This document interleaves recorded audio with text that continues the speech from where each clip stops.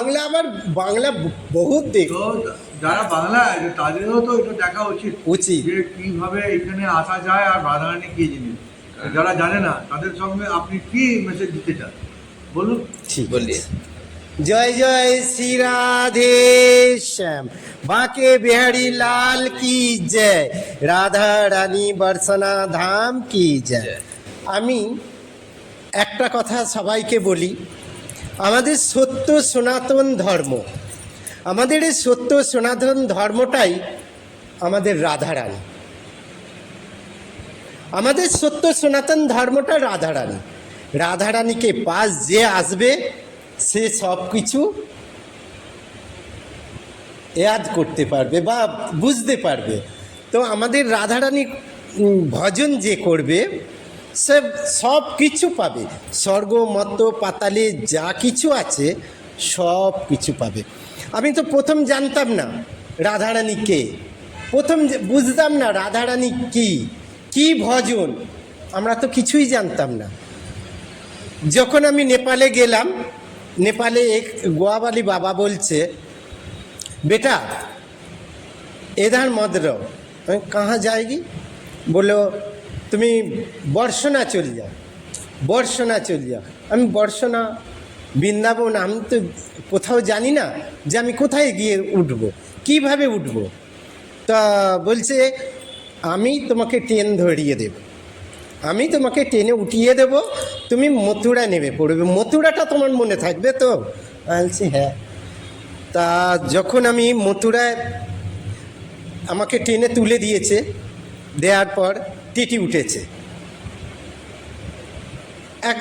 রাত চলে গেছে, সকালবেলা টিটি উঠেছে, উঠে বলছে সকলকে, টিটি দেখে দেখে আসলো, আমাকে বলছে এ মাইয়া। আনছি কে বাবা? বলছে টিকিট। আনছি বাবা আমার কাছে তো টিকিটও নেই আর পয়সাও নেই, তুমি জেলে নিয়ে যেতে পারো, নিয়ে যাও, আমার কাছে কিছু নেই। আরে বাবা তুমি কোথায় যাবে? বলছে আমি বৃন্দাবন যাব। বৃন্দাবন তো অনেক দূর, অনেক দূর বৃন্দাবন, তুমি একেলা একেলা, কে কে আছে সাথে? বলছি আমার সাথে কেউ নেই, আমার রাধারানী আছে, আমার রাধারানী আছে।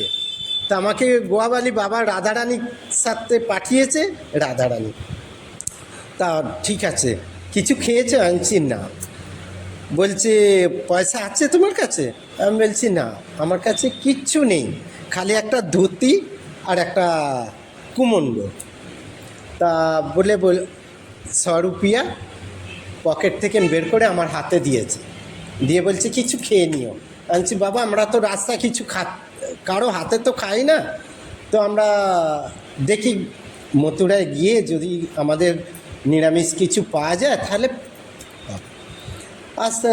আসলাম মথুরায়, নামলাম, আমি রাস্তাঘাট কোথাও চিনি না, না চেনার পর কী করব, একটা গাছের গোড়ায়, নিম গাছের গোড়ায় বসে আছি, খুব খিদে লেগেছে, এত খিদে লেগেছে কি বলবো, খিদের জ্বালা শুয়ে পড়েছি।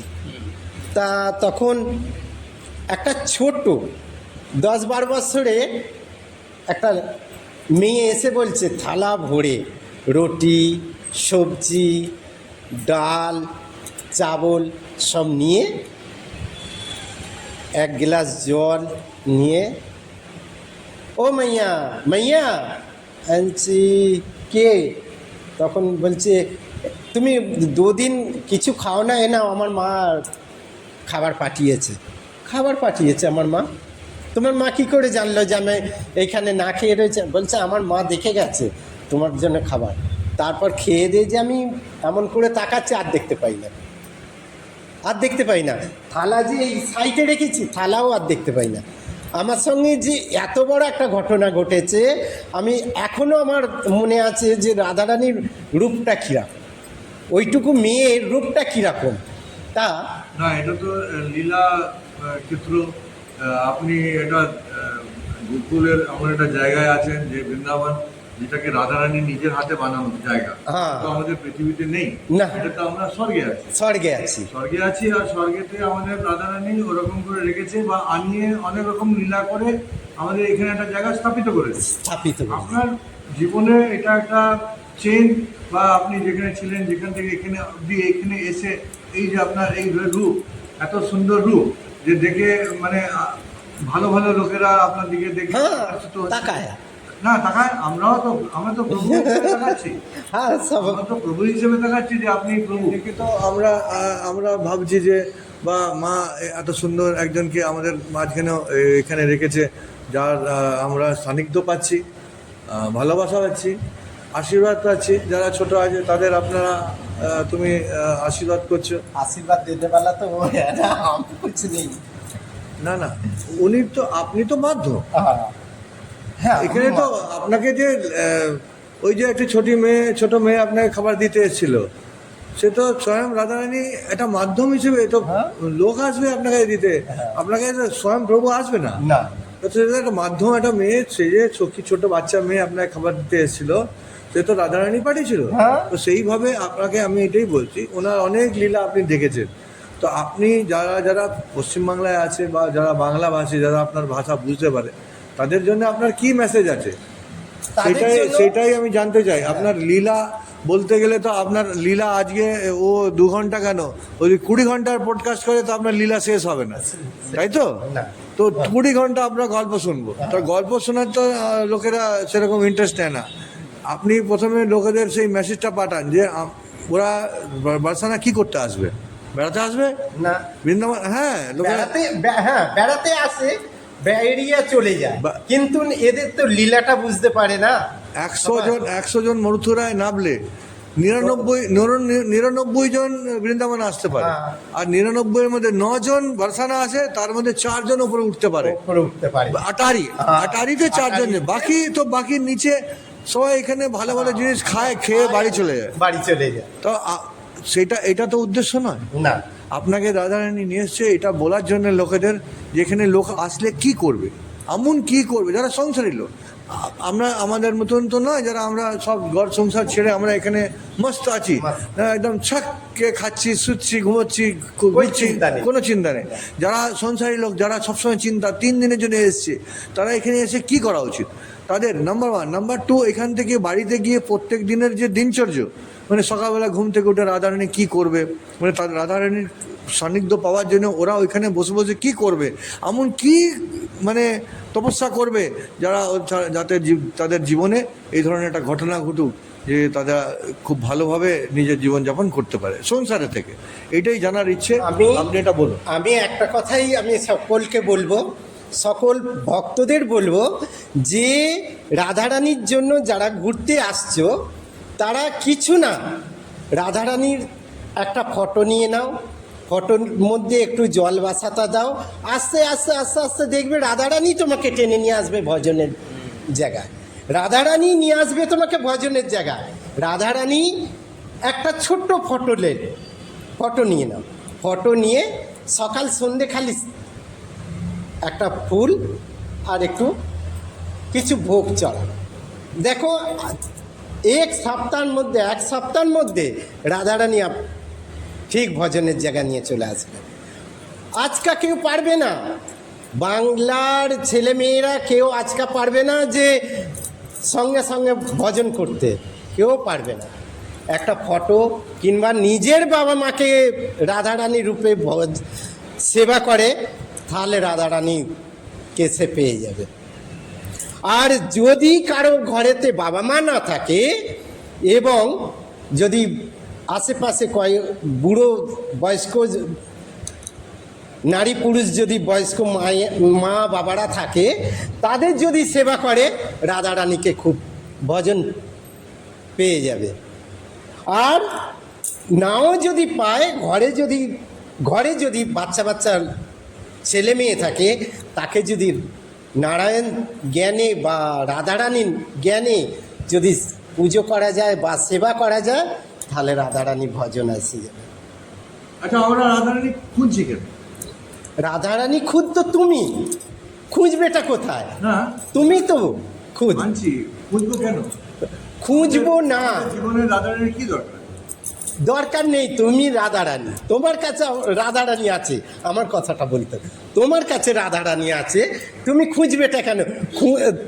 খুঁজে নিয়ে এসেছে রাধারানী তোমার। আমি আমার কথা বলছি না, আমি জনসাধারণের কথা বলছি। ওই তো বলছি, আমি তাদেরই বলছি, তোমাকে দিয়ে আমি তাদেরই বলছি। তুমি খুঁজবে কেন রাধারানীকে? তোমাকে রাধারানী খুঁজে নিয়ে আসবে। তুমি যদি ভালো কাজ করতে পারো, তোমাকে রাধারানী খুঁজে নিয়ে আসবে। তোমাকে খুঁজতে যেতে হবে না রাধারানীকে। কোনো ভক্তের ডাকে ভগবান আসে, ভগবানের ডাকে ভক্ত যায় না, কিন্তু যায় কি? না, ভগবান খুদ আসে ভক্তের ডাকে।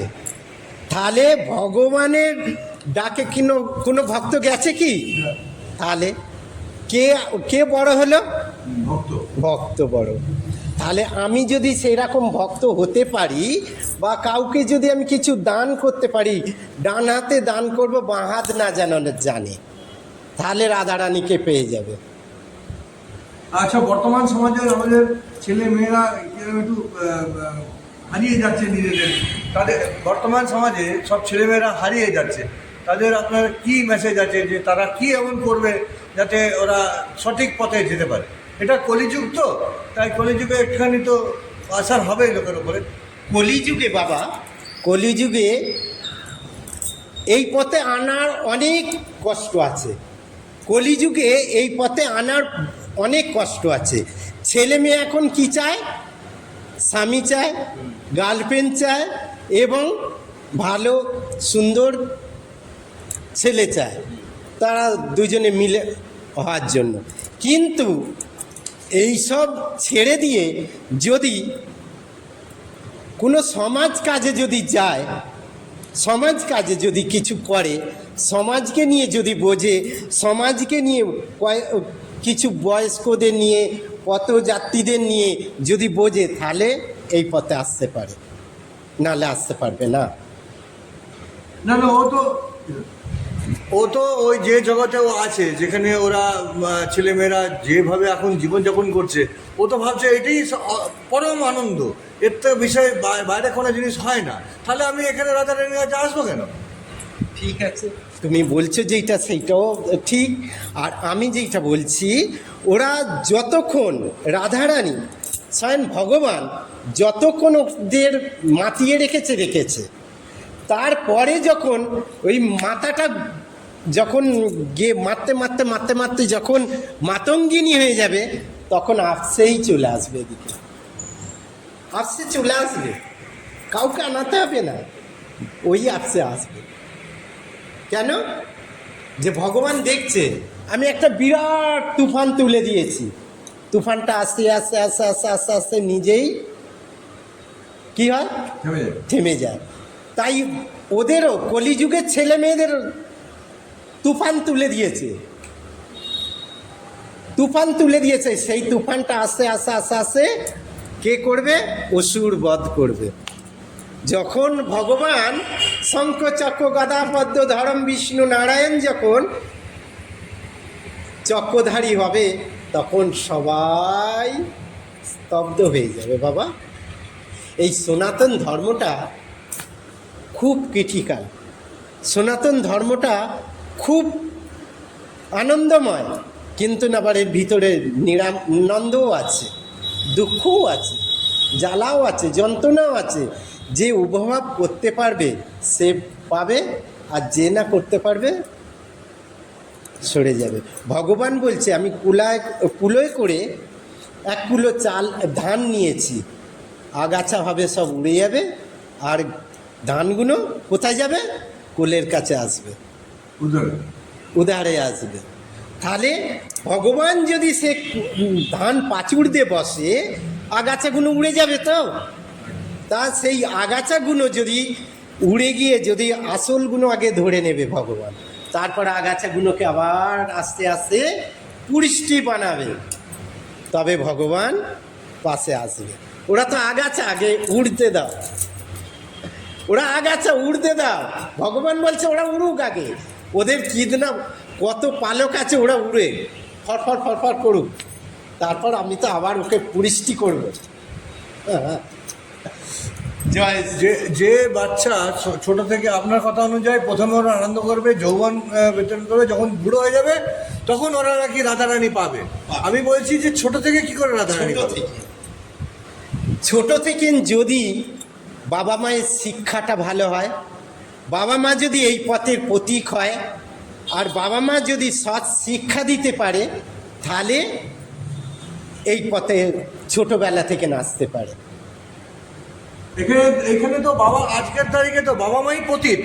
না, বাবা মা তো আসতে চায় না। না, তাহলে আবার তার ছেলেরা আনাবে কি করে? ছেলেরা আসছে, বাবা মা আসতে চায় না। ছেলেরা এসে গেছে, অনেক ছেলেরা এসে গেছে, কিন্তু বাবা মা আসতে চায় না। সেটাই বলছি আমি। বাবা মাকে আনতে গেলে ওই ছেলেকে মজবুত করতে হবে, তাহলে আস্তে আস্তে সবাই এসে যাবে। কষ্টকর, কষ্টকর। হ্যাঁ, ठीक है फिर आप बोलिए, अब एंड करिए आप।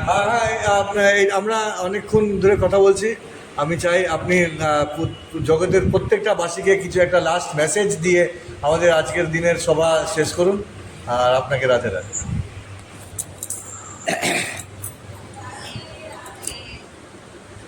রাধে রাধে। আমি একটা কথা বলি, ভালো अच्छे से ভজন করো, अच्छे से গুরু ধরো, সঠিক গুরুর পাশ যাও, সঠিক গুরুর পাশে গিয়ে গুরু দীক্ষা নাও বা ভজন করো, ভজনের দ্বারায় সব কিছু সব মিলে যাবে। জয় শ্রী রাধে। রাধে রাধে। राधे।